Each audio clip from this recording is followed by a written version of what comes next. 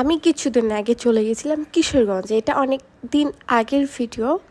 আর আমি এখানে দাওয়াত খেয়ে এসে যে আম পাড়তে লাগছে, আর শান্তর হাতে আমি আমগুলো রাখছিলাম যে নিয়ে যে ঝাল করে মাখাই খাবো, সেই টেস্ট লাগবে।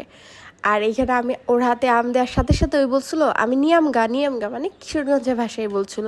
তো ওই নিয়ে দৌড় দিছে একটা, তো নিয়ে দৌড় দিছে একদম ওই দিকে চলে গেছে। তো আমি ওকে বারবার বলছিলাম যে চলো একসাথে মাখাই খাবো, বাট ওই নাচছে, দেখেন, বলতেছে না দিতাম না এগুলো বলতেছে। তো এখান থেকে আমগুলো ওই দিলই না, কিছুতেই দিল না। পরে আমি ওকে একটু জ্বালাচ্ছিলাম যে দাও দাও, আর এটা বলছিলাম যে এটাও দিব না তাইলে তোমাকে। পরে চলে যাচ্ছি বাসায়, কারণ অনেক বেশি গরম ছিল, অনেক বেশি। তো আমি বাসায় চলে যাচ্ছি। এটা হচ্ছিল আমার বোনের বাসা, মানে আমার নিজের বড় বোনের বাসা।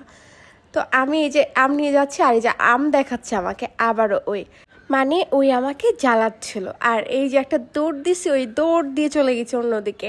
তো কিছুক্ষণ পরে দেখছি অনেক বেশি ঝড় উঠছে, এত বেশি ভালো লাগছিল। এরকম কখনোই আমি এর আগে অনেকবার গেছি আপুর বাসায়, কিন্তু এরকম ঝড় কখনোই দেখি নাই।